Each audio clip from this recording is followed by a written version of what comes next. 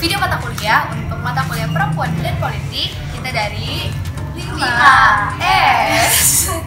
Halo, kenalin aku Sidalira, aku Rosyana Marcella, sama Sabrina Talita, Cynthia Geraldine. Kali ini kita bahas topik soal what if women rule the world. What if women rule the world? Secara garis besar dulu, jadi kita tuh mau lihat bagaimana perempuan mendominasi di berbagai sektor kehidupan, salah satunya dari kehidupan domestik, kehidupan sosial politik, dan kehidupan korporasi atau kehidupan korporasi dan kreatif.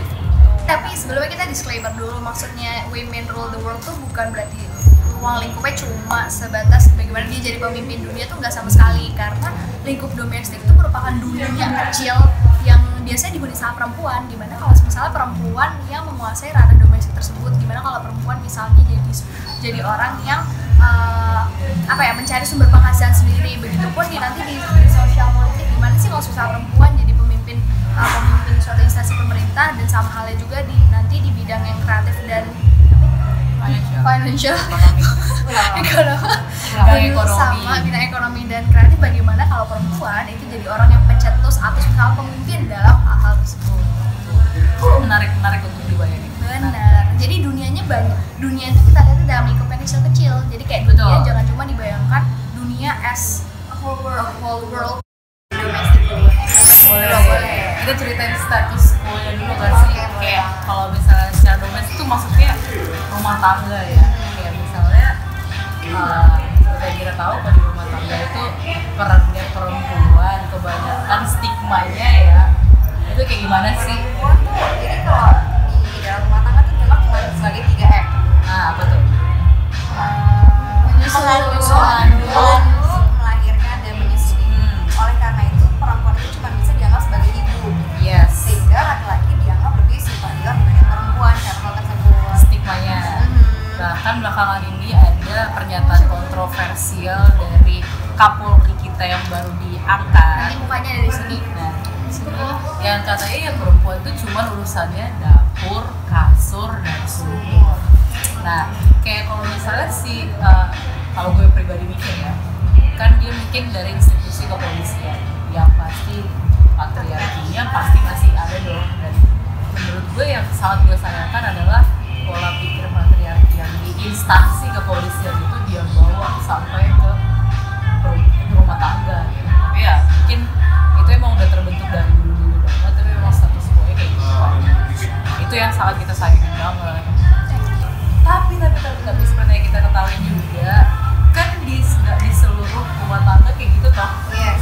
Karena ada juga yang justru istrinya lagi ngomong. Iya. Oh ada dong, jelas ada banget. Contohnya? Nah, jadi kalau dari cerita pengalaman temen sendiri nih, jadi dia ibu dan bapaknya tuh bekerja, tapi gaji ibunya ini besar dari gaji bapaknya, sehingga bapaknya itu meninggal ibunya karena dia merasa minder dengan istrinya sendiri. Jadi dia, menurut aku sih, kayaknya tuh kadang-kadang laki-laki tuh takut kalau merasa perempuan lebih superior dibanding dirinya sendiri. Jadi makanya orang tuh menjadi patriarki biar perempuan itu gak lebih superior dibanding dia. Kan takut ya, menguntungkan lah sebenarnya. Gue sendiri juga ada pengalaman pribadi sih ketika jadi tetangga gue suaminya itu nggak kerja, jadi ya udah dia di rumah aja ngurusin anaknya. Tapi kayak perkara nyuci baju gitu emang udah laundry sih, jadi dia tuh kayak pengen beresin rumah tuh ya udah ya tinggal kayak gitu.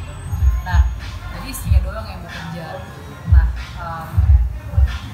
apakah diomongin sama tetangga? Oh ya jelas banget diomongin tetangga, karena itu suatu anomali lah di masyarakat Indonesia, itu masih belum sesuatu hal yang biasa. Tapi kalau misalnya gue perhatiin sendiri, rumah tangga yang seperti itu kelihatannya itu nggak pernah berantem. laki-laki sama apa suami sama istri itu jarang banget berantem. Kayak berbeda kalau misalnya di sebaliknya gitu loh. Tapi nggak tahu kenapa, tapi kalau menurut gue ya kayak gitu karena ya laki-laki jadinya takut gitu nggak sih, takut sama istrinya karena dia nggak bisa hidup tanpa istrinya. Tapi maksud gue kenapa hal yang sama gitu nggak terjadi ketika dalam kondisi laki-laki yang lebih superior. Berarti kan ada perbedaan karakteristik ketika perempuan yang memegang kendali ketimbang laki-laki yang memegang kendali. Sosial politik. Wih, Jadi teman-teman, kalian di sini tahu nggak sih kalau misalnya kedudukan perempuan di pemerintahan itu baru 24% keseluruhan? Tahu nggak? Jawab dulu. Nggak tahu, ini baru dikasih tahu. beneran baru tahu. Tolong edukasi juga yang nonton dia cuma 24%. Tapi dari 24% itu buat international leaders itu cuma 6,3%, dan itu emang susah banget kan teman-teman buat yang namanya perempuan di pemerintahan. Dan ada satu quotes nih. Wih, Sorry banget. Keluar banget nih contekannya, sorry. Jadi ada yang bilang it matters for women to be fully represent in the leadership of the world. Nah, kata-kata ini itu disampaikan sama Ellen, yaitu adalah presiden pertama Afrika tahun 2005, dan dia itu perempuan pertama yang jadi presiden Afrika. Dan kenapa dia kata itu? Karena dia tuh berhasil buat membawa Afrika keluar dari keterpurukannya selama 14 tahun perang saudara. Dan itu Afrika tuh seterpuruk itu, udah ada masalah kelaparan dan lain-lain, ditambah perang saudara kan kayak gitu kan. Nah terus dia juga ngomong kalau misalnya ada 3 cara bagaimana perempuan itu harus memasuki pemerintahan. Bukan harus sih, maksudnya perempuan itu gimana caranya dia Punya bisa akses menuju ke pemerintahan. jadi kita nih sebagai perempuan merupakan satu kesatuan kekuatan, jadi kita tuh harus kerjasama semuanya. Kita berlima harus kerjasama buat menguntungkan pandangan-pandangan yang ada sama di pemerintahan. Yang pertama itu kita harus menghilangkan stereotip. Nah, ya banyak sih stereotip. Kalau misalnya kita tuh lemah, kita nggak bisa apa, tapi sebenarnya perempuan tuh bisa punya kemampuan untuk apa ya namanya? Untuk menyampaikan pendapat dan lain-lain. Itu sebenarnya itu kemampuan. Dan terus yang kedua adalah kita harus memaksakan, kayak kita harus force nih perempuan dalam pemerintahan. Kenapa? Karena selama beberapa tahun dan beberapa abad perempuan tuh selalu dipandang kayak direndahkan di pemerintah, khususnya pemerintahan ya. Terus yang ketiga adalah kita harus menghancurkan patriarki di institusi. Smash.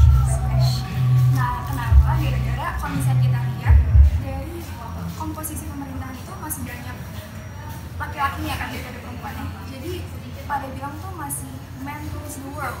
Jadi belum setara gitu.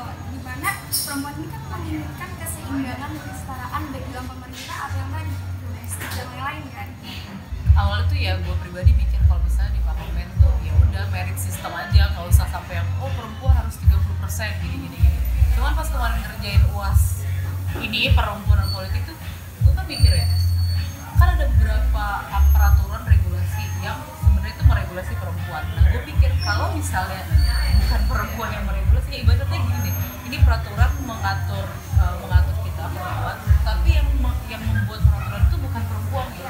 Nah itu kan pasti membuat jadi ini banget kan, kayak pasti akan ada hal-hal yang sebenarnya cuma dialami sama perempuan dan itu yang nggak sampai ke laki-laki. Jadi menurut gue agak menjadi sesuatu yang kayak menyedihkan ketika populasi di Indonesia gue lihat di data Badan Statistik Nasional itu kita tuh hampir 50% ya. Lu bayangin aja, ibaratnya kayak kelompok sosial aja pengen punya representasi di parlemen. Masa kita perempuan yang 50% dari populasi Indonesia nggak terwakili gitu. Jadi kayak yang Sabina bilang kayak cuma 24%, itu tuh sebenarnya suatu fakta yang sebenarnya menyedihkan gitu. Karena asal itu fakta yang didapat tuh kenapa perempuan ini tuh karena perempuan tuh dianggap nggak bisa menjadi good leader dan kurang bisa menaikkan elektabilitas dari partai politik tersebut. Buat afirmatif. Ya, maka ada 3 poin penting yang tadi harus ada jalanin nggak sih? Padahal kalau misalnya kita nih di lingkup yang benar-benar patriarki banget, salah satu cara mengubahnya kan lewat kebijakan ya. Nah kalau misalnya perempuan itu tuh masih dihalang-halangi atau terbatas akses kursi-kursi di pemerintahan atau membuat kebijakan itu tuh nantinya ya sama aja, gimana caranya kita mau merubah sistem yang patriarki kalau misalnya kebijakannya aja masih berpihak ke kebijakan orang-orang yang patriarki gitu. Jadi kehadiran perempuan di parlemen penting banget buat menghadirkan kebijakan-kebijakan yang ramah terhadap gender dan ramah terhadap perempuan. Kita tadi masih ada di lingkup sospol kayak tadi kan udah ini kan kita harus apa aja, tapi sebenarnya kalau di Indonesia sendiri itu perempuan masuk ke parlemen tuh sesusah itu karena perjuangannya aja kayak untuk kuota 30% susah banget. Kenapa susah? Karena emang pemerintah itu buat kebijakannya buat setiap partai politik hanya 30%. Terus syarat itu juga harus dipenuhi sama partai politik. Nah jadi kayak kelihatan banget kan kalau misalnya lo bahkan untuk kita bisa ningkatin partisipasi perempuan di parlemen aja harus dibikin undang-undang, harus dipaksa. Karena kalau misalnya partai politik itu dia nggak memenuhi kuota 30%, dia itu nggak bisa ikut pemilu gitu. Jadi itu undang-undang nomor 2 tahun 2008. Terus selain itu setahu gue juga untuk anggotanya juga di partai politik baik di pusat maupun di mana itu harus 30% juga perempuan. Jadi nggak cuma calegnya doang, tapi struktur organisasinya pun juga harus ada perempuan. Itu salah satu syarat partai politik. Dan kita juga dengar cerita dari dosen kita yang bagaimana memperjuangkan hak perempuan dan sesusah itu teman-teman, nggak gampang kayak membalikan telapak tangan.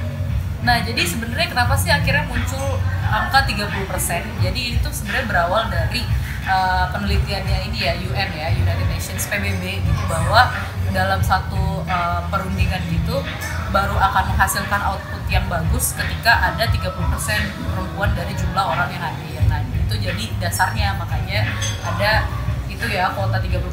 Dan Indonesia kan termasuk salah satu negara yang udah meratifikasi CEDAW. Itu merupakan salah satu bentuk ratifikasi di mana Indonesia berjanji untuk bisa menyetarakan atau bisa meningkatkan awareness akan pentingnya kesetaraan gender atau pentingnya peran perempuan dalam berbagai bidang di kehidupan. Jadi ada tujuannya guys, kenapa perempuan tuh masuk dalam parlemen? Biar kebijakan dibuat itu juga untuk perempuan. Kalau dalam parlemen isi laki-laki, ya gimana dia bisa merepresentasikan perempuan, sedangkan mereka aja nggak merasakan bagaimana rasanya menjadi perempuan. Terus kalau misalnya masih ada yang bilang kalau sebenarnya perempuan itu nggak bisa memimpin dunia sosial politik di Indonesia, buktinya lihat aja, terlepas dari apa kepentingannya, tapi sekarang ketua DPR kita perempuan. Meskipun dia ada gitu lah. Ya kita kan nggak tahu kepentingan di baliknya, tapi menurut gue pribadi ketika Bu Puan bisa jadi ketua DPR, menurut gue ya kenapa enggak gitu loh. Maksudnya perempuan bisa jadi posisi apa aja loh, even presiden gitu loh, nyokap ibunya Bu Puan yang sebelumnya pernah jadi presiden RI, terus sekarang Bu Puan jadi presiden, jadi ketua DPR. Menurut gue merupakan sebuah langkah konkret, capaian tersendiri bagi perempuan kalau misalnya perempuan bisa memimpin 750 sekian anggota DPR yang kebanyakan laki-laki dipimpinnya sama perempuan. Jadi sebenarnya kita kalau misalnya kita lihat di berita-berita ya, pasti kan banyak yang bilang skeptis lah dengan keterpilihan Ibu Puan sebagai ketua DPR. Tapi sebenarnya menurut gue pribadi lo terlalu cepat gitu untuk skeptis. Jadi kita belum melihat performanya DPR kayak gimana. Tapi kalau gue pribadi gue sedikit optimis karena kalau misalnya DPR tahun lalu kayak misalnya nih RUU PKS gitu. Sebenarnya kita menyayangkan banget kan kenapa ketika pembahasan RUU PKS ini nggak ada anggota dewan perempuan yang vokal gitu. Kayak ketika banyak yang mahasiswa sampai turun ke jalan itu kenapa nggak ada anggota DPR yang vokal perempuan. Nah itu sebenarnya yang jadi disayangkan.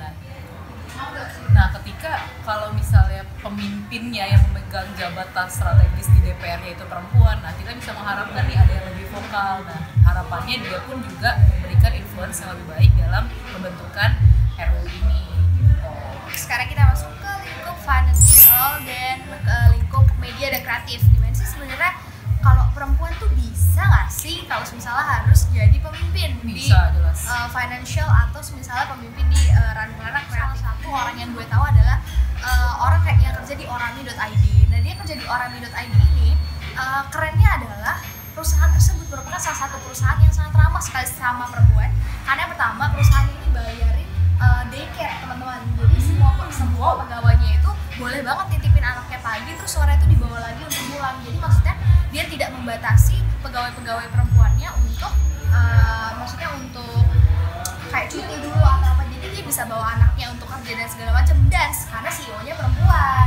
Ya, ketika maksudnya ketika perempuan bisa memimpin di ranah, misalnya bisa memimpin di suatu perusahaan, berarti kan dia bisa memimpin dunia kecil, dunia perusahaannya itu tuh kebijakan yang dihasilkan cenderung akan lebih ramah terhadap perempuan.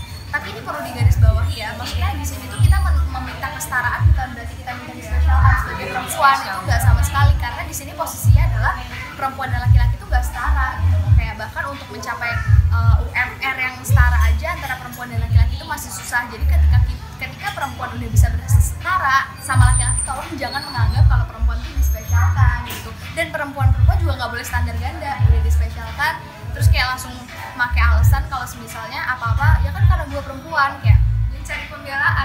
jadi cari pembelaan itu nggak bisa banget. Nah terus kalau misalnya di bidang-bidang kreatif industri, kalau dulu Indonesia, sineas film Indonesia tuh sempat turun dulu nih teman-teman sebelumnya, tapi waktu itu ada film karyanya Mbak Mira Lesmana. Dia itu merupakan salah satu kreator film yang bikin film Indonesia tuh bangkit lagi kayak sekarang, jaya lagi kayak sekarang, dan itu diawali sama siapa? Perempuan gitu. Jadi nggak menutup kemungkinan kok kalau misalnya perempuan itu bisa banget untuk menginisiasi sesuatu, memimpin sesuatu, terlepas dimanapun lingkup kerjanya dia, mau di lingkup domestik, lingkup financial dan lingkup kreatif, ataupun lingkup sosial politik. Jadi dari semua yang sudah dijelaskan tadi dapat disimpulkan bahwa perempuan dan laki-laki memiliki hak dan perannya masing-masing.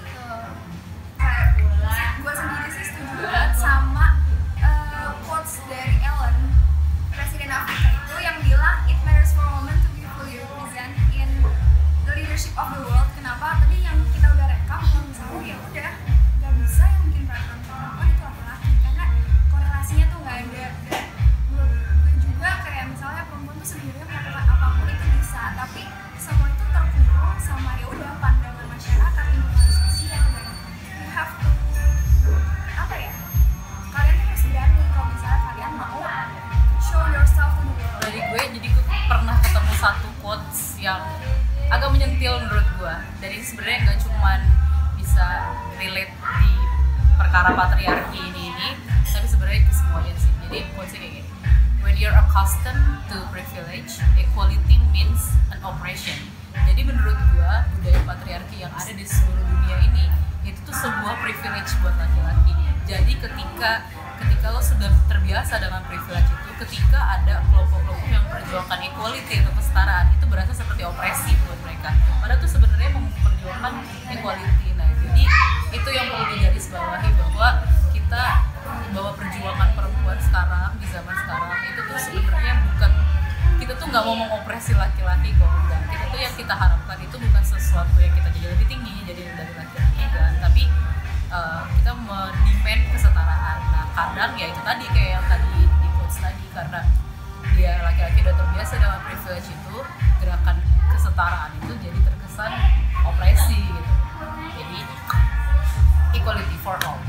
Dari hal yang udah disebutin tadi, emang seharusnya perempuan sama laki-laki itu nggak boleh ada perbedaan, dan harusnya di dalam parlemen atau pemerintahan seharusnya itu ada ruang kompetisi antara perempuan dan laki-laki, nggak boleh ada perbedaan kayak gitu. Nah kalau tadi udah disebutin bahwa tujuan dari Ibu Puan maju dari maju sebagai ketua DPR itu adalah untuk membuat para perempuan tidak takut berpolitik lagi. Nah, jadi dari diskusi kita tadi yang bisa kita simpulkan, what if women rule the world? Jelas itu adalah suatu hal yang possible banget, mungkin kan. Tapi yang perlu digarisbawahi adalah bukan berarti jadinya perempuan semua yang pegang pos-pos kekuasaan, tapi enggak. Jadi mari kita kerjasama bareng-bareng nih, perempuan dan laki-laki, tanpa ada opresi untuk satu gender tertentu. Karena kan harus ada ruang kompetisi yang terbuka seluas-luasnya, baik perempuan maupun laki-laki. Ada perubahan dari one man one vote jadi one person one vote. Yuk kita buka